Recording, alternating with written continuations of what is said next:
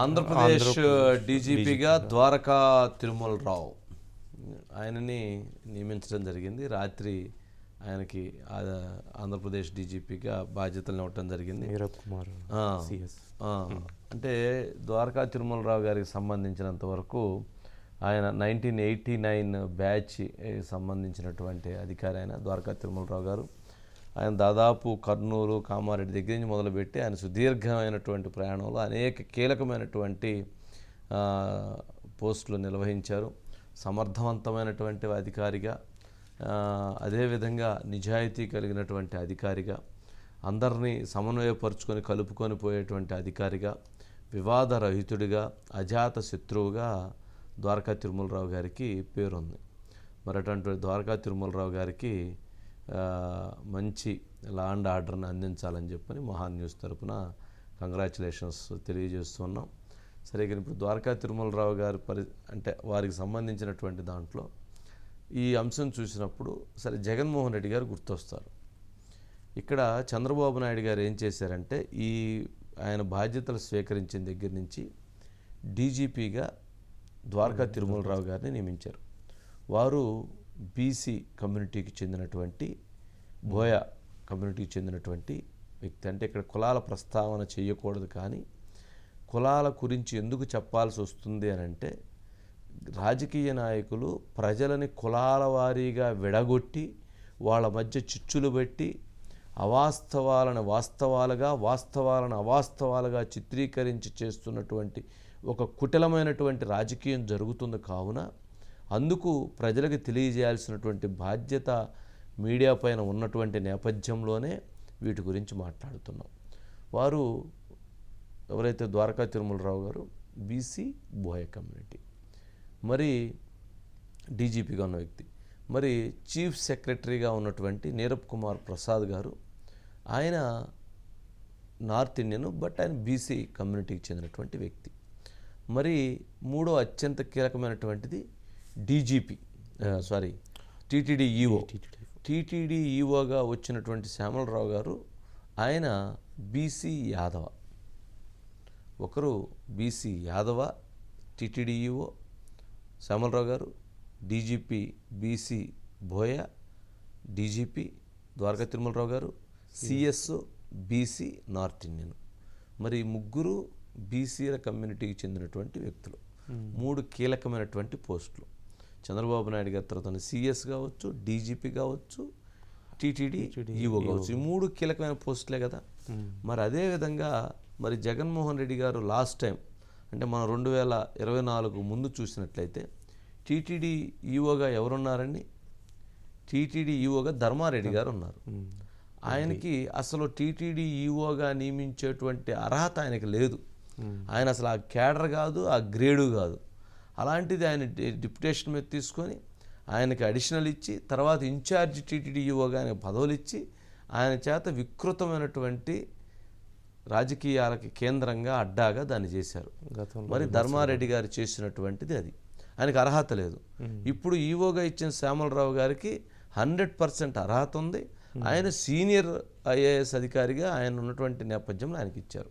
ఇది టీటీడీకి సంబంధించి, ఎందుకంటే ప్రజలకు తెలవాలి కాబట్టి. ఇక ఎవరైతే ఇప్పుడున్నటువంటి సిఎస్గా ఉన్నటువంటి ప్లేస్లో జవహర్ రెడ్డి గారికి ఇచ్చారు జగన్మోహన్ రెడ్డి గారు.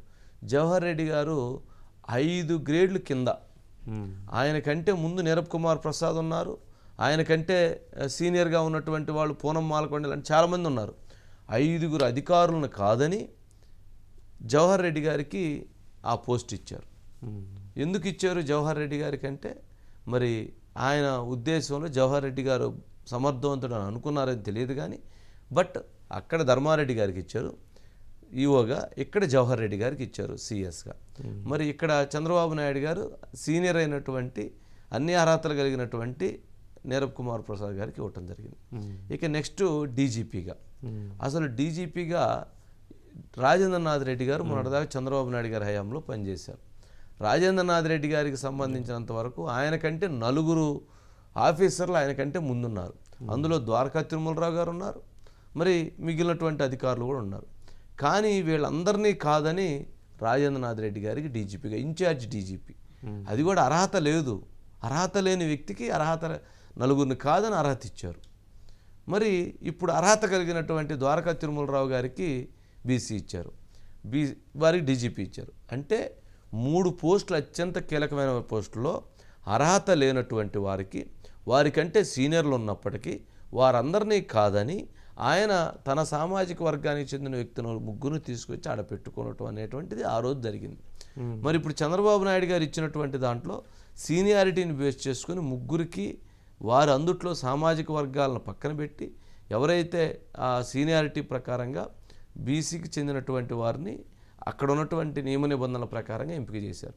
మరి ఎవరిది కులం, ఎవరు మతం, ఎవరు స్వార్థం, ఎవరు విధేయత చూస్తారనేటువంటి దానికి ఇక్కడ ప్రశ్నలు అర్థమవుతున్నాయి.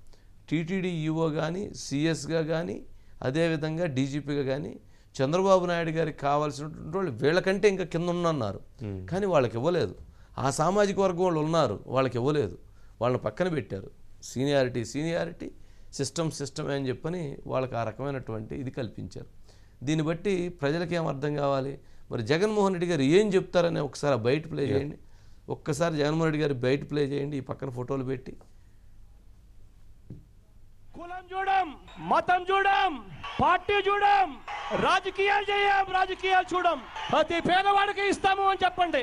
నేను నా నా నా నా అని పిలుచుకునే నా ఎస్సీలు, నా ఎస్టీలు, నా బీసీలు, నా మైనారిటీలు అంటూ పిలుచుకునే నా అక్క చెల్లెమ్మలకు, నా అన్నదమ్ములకు దక్కింది ఎప్పుడు అనంటే మీ బిడ్డ పాలనలో. ఇంకొకసారి వేయండి. కులం చూడం, మతం చూడం, పార్టీ చూడం, రాజకీయాలు చూడం, ప్రతి పేదవాడికి ఇస్తాము అని చెప్పండి. నేను నా నా నా నా అని పిలుచుకునే నా ఎస్సీలు, నా ఎస్టీలు, నా బీసీలు, నా మైనారిటీలు అంటూ పిలుచుకునే నా అక్క చెల్లెమ్మలకు, నా అన్నదమ్ములకు దక్కింది ఎప్పుడు అనంటే మీ బిడ్డ పాలనలో. అది ఆ బిడ్డ పాలనలోనే అందరికీ నా ఎస్సీలు, నా బెస్సీలకు జరిగింది, నా బీసీలకు జరిగింది అంటారు. అట్లాగే కులం చూడడం, మతం చూడడం అంటారు. ఏం చూశారు ఆయన? సింపుల్ 3 పోస్టులు, కీలకమైన పోస్టులు ఉంటే అర్హత లేనటువంటి వ్యక్తికి జవహర్ రెడ్డి గారికి తీసుకొచ్చి అర్హత కల్పించాడు. అట్లాగే డీజీపీగా అర్హత లేనటువంటి వ్యక్తి ఉన్నటువంటి రాజేంద్రనాథ్ రెడ్డి గారికి ఇచ్చాడు. అర్హత లేనటువంటి వ్యక్తి టీటీడీ ఈఓ ధర్మారెడ్డి గారికి ఇచ్చారు. మరి చంద్రబాబు నాయుడు గారు ఏం చేశారు? ఇప్పుడు అర్హత ఉన్నటువంటి టీటీడీ ఈఓగా శ్యామలరావు గారికి ఇచ్చారు. అర్హత ఉన్నటువంటి డీజీపీగా ద్వారకా తిరుమలరావు గారికి ఇచ్చారు. అర్హత కలిగినటువంటి నీరబ్ కుమార్ ప్రసాద్ గారికి పోస్టింగ్ ఇచ్చారు. మరి ఎవరు కులం చూడడం, మతం చూడడం, ప్రాంతం చూడడం, నా ఎస్సీలు, నా బీసీలు అని చెప్పని అబద్ధాలు చెప్పి ప్రజలు నమ్మిస్తున్నారు. ఎవరు సిస్టమ్గా వ్యవస్థలకి ప్రజలకి ఏదైతే ఆ నియమ నిబంధనల ప్రకారంగా ఎవరు వెళ్తున్నారు అనేటువంటిది ఈ 3 పోస్టులు చూస్తేనే ఇంతకంటే ఎక్కువ చూడాల్సిన అవసరం లేదు. ప్రజలకు ఎంతకంటే క్లారిటీగా చెప్పాల్సిన అవసరం లేదు. రాజకీయ నాయకులు కూడా విమర్శించేటువంటి వాళ్ళు ఇప్పటికైనా ఇలాంటివి ఆలోచించుకొని ఇలాంటివి చూసిన తర్వాత అయినా అర్థం చేసుకోవాలి. అందుకే కులం గురించి, మతం గురించి మాట్లాడకూడదు. కానీ ఒక ప్రతిపక్ష గతంలో ముఖ్యమంత్రిగా ఉన్నటువంటి వ్యక్తి చెప్పినటువంటి మాటలకి, ఆయన అనుసరించినటువంటి విధానాలకి, ఇప్పుడు ముఖ్యమంత్రిగా అయినటువంటి వ్యక్తి ఇప్పుడు ఆయన అనుసరిస్తున్నటువంటి విధానాలను ప్రజలకు తెలియజేయాల్సినటువంటి బాధ్యత ఉన్నటువంటి నేపథ్యంలోనే వీటి గురించి చెప్పాం. ఇది ఒక ఎపిసోడ్. ఇంకొక ఎపిసోడ్ ఉంది. సరే, అధికారం ఓడిపోయిన తర్వాత అయినా జగన్మోహన్ రెడ్డి గారిలో ఉన్నటువంటి మార్పు సంకేతం ఏమైనా ఉందా అంటే అక్కడ కూడా ఇంకో మార్పు సంకేతం లేదు. అక్కడ కూడా ఆయన మళ్ళీ ఇంకొక విచిత్రమైనటువంటి వైవిధ్యమైనటువంటి పరిస్థితిని ప్రదర్శించారు. అందులో మనం చూస్తే లోక్సభ ఫ్లోర్ లీడర్గా మిథున్ రెడ్డి గారు, లోక్సభ ఆయన ప్రతిపక్షంలోకి వచ్చిన తర్వాత ఓడిపోయిన తర్వాత 3 పోస్టులు ఇచ్చారు ఆయన. లోక్సభ ఫ్లోర్ లీడర్గా వైఎస్ఆర్సీపీ పార్టీ నుంచి మిథున్ రెడ్డి గారు, రాజ్యసభ ఫ్లోర్ లీడర్గా విజయసాయి రెడ్డి గారు, అట్లాగే పార్లమెంటరీ పార్టీ వ్యవహారాల ఇన్ఛార్జిగా సుబ్బారెడ్డి గారు. మళ్ళీ ముగ్గురే ఇంకెవరిని పెట్టలా. అరకు ఎంపీ ఉంది, ఆ తిరుపతి ఆయన పేరు ఏం పేరు, ఆ కుర్రోడి పేరు అతను ఉన్నాడు. మరి ఎవరికి అవకాశం లేదు. మరి రాజ్యసభ సభ్యుల్లో ఇంకా ఉన్నారు, ఎవరికి ఇవ్వాలా? మళ్ళీ వాళ్ళు ముగ్గురే. మరి ఆయన ఏమంటారు? నేను కులం చూడడం, నేను మతం చూడడం, నేను ప్రాంతం చూడడం, నా ఎస్సీలు, నా బీసీలు, నా టైంలోనే అందరికీ న్యాయం జరిగింది అంటాడు. ఇలా చెప్పటమే తప్పు అంట, ఇలా మాట్లాడటమే తప్పు అంట. ఒక ముఖ్యమంత్రిగా ఉన్నటువంటి వ్యక్తి కులాల గురించి, మతాల గురించి మాట్లాడటం తప్పు. ఒక ముఖ్యమంత్రిగా ఉన్నటువంటి వ్యక్తి ఇలాంటివి మాట్లాడినప్పుడు ఇలాంటి విధానాల విషయంలో ఇలాంటి విషయాల్లో ఆయన అప్రమత్తంగా బాధ్యతాయుతంతో ఉండాలి. ఆయన బాధ్యతతో లేడు, ఆయన విధానాలు సరిగ్గా లేవు, ఆయన చేసినవన్నీ డొల్లతనాలు, ఆయన చేసినటువంటి మొత్తం రాంగ్ రూట్లో తీసుకొచ్చి పోస్టులో క్రియేట్ చేశారు. ఆయన మరి అన్నిటినీ ఉల్లంఘించి, విధానాలన్నింటినీ ఉల్లంఘించి, నిబంధనలన్నింటినీ ఉల్లంఘించి ఆయన పోస్టుల్లో వాళ్ళందరినీ పెట్టినప్పుడు మరి ఏమి సంకేతం ఇచ్చినట్టు? ప్రజలు ఏం అర్థం చేసుకుని ఉంటారు? ప్రజలు ఆ మాత్రం గమనించలేరా? ప్రజలు ఆ మాత్రం అర్థం చేసుకోలేరా? ఈయన కులం చూడమంటున్నాడు, మరి కులం చూస్తున్నాడు, మతం చూడమంటున్నాడు, మతం చూస్తున్నాడు అన్నాడు. మరి ఈ రకమైనటువంటి వాటన్నిటిని గమనించి ప్రజలు ఏం చేశారు? సరైనటువంటి వాళ్ళకు వచ్చినటువంటి సందర్భంలో వాళ్ళకి ఆయుధం వచ్చింది కాబట్టి ఓటు అనేటువంటి ఆయుధంతో వాళ్ళు ఏందో చేసి చూపించారు. ఇంతకంటే ఇంకేముంటుంది? అంటే నేను అనేది అబద్ధాన్ని నిజం చేయటం, నిజాన్ని అబద్ధం చేయటం అనేటువంటిది జగన్మోహన్ రెడ్డి గారు ఒక పేటెంట్ లాగా తీసుకొని వెళ్తున్నారు. నమ్మించేటువంటి ప్రయత్నం చేస్తున్నారు ప్రజల్ని.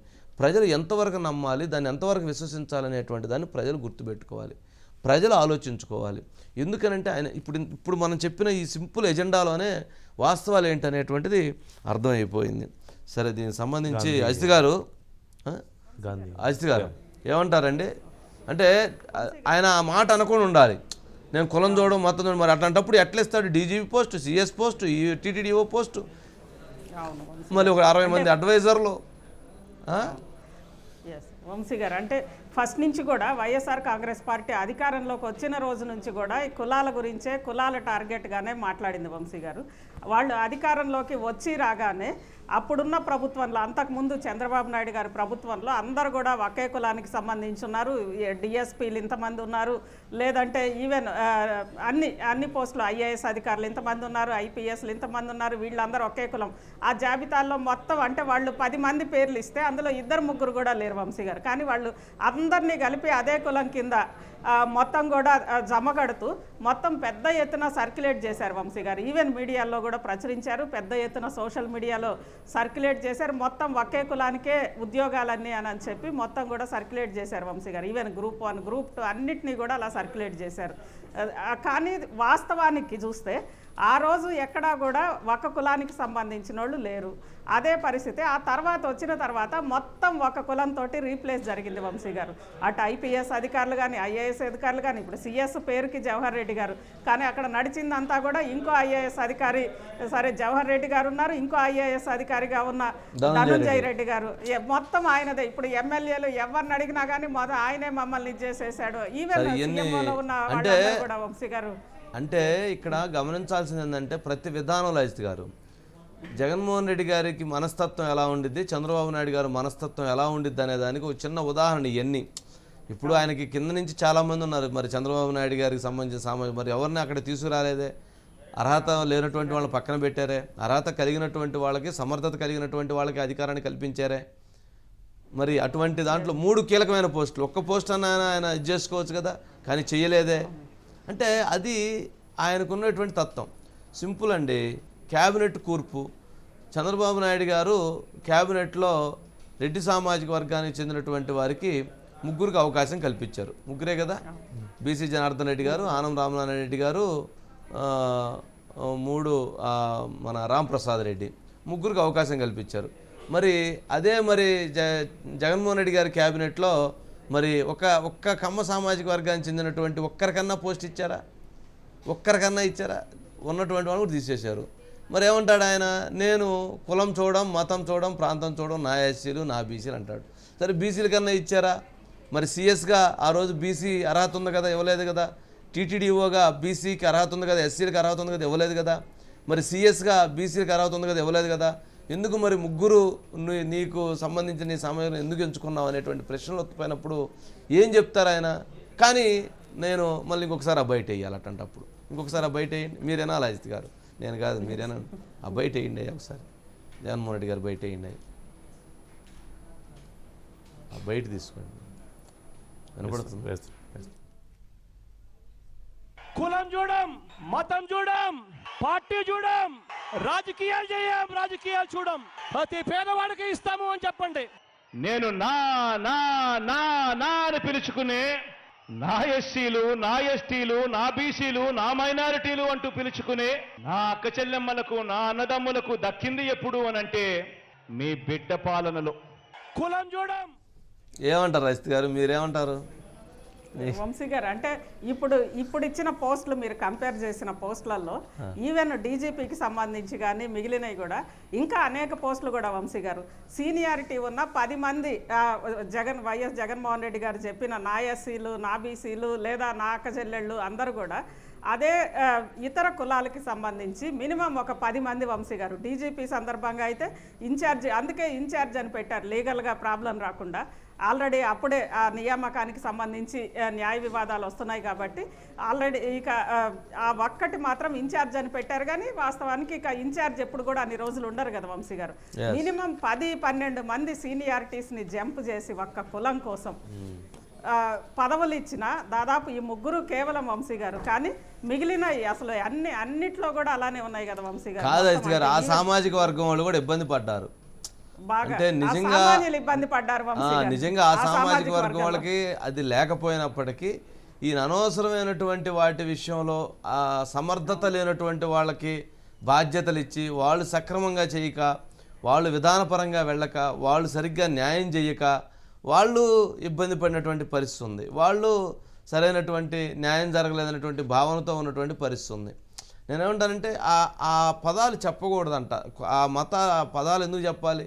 నేను కులం చూడడం, నేను మతం చూడడం, నేను నా ఎస్సీలు నా బీసీలు నా రాజ్యంలోనే మీ అందరికి మంచి జరిగింది, ఈ మాటలు ఎందుకు చెప్పాలి? డంబాబుస్ మాటలు ఎందుకు చెప్పాలంటే తప్పు కదండి. చేసినప్పుడు చెప్పొచ్చు, చేయనప్పుడు చెప్పకూడదు కదా. మరి నువ్వు ఒక పక్క ఏమన్నా ఎన్ని సామాజిక వర్గ ఈక్వేషన్స్ చూసుకొని పనిచేస్తూ మళ్ళీ నేమన్నా ఇటు పక్క మాటలు నమ్మించి ప్రజల్ని సిద్ధంగాని ప్రజలు సిద్ధమే శతకొట్లు కొట్టిందా ఊరుకోపోతుంది.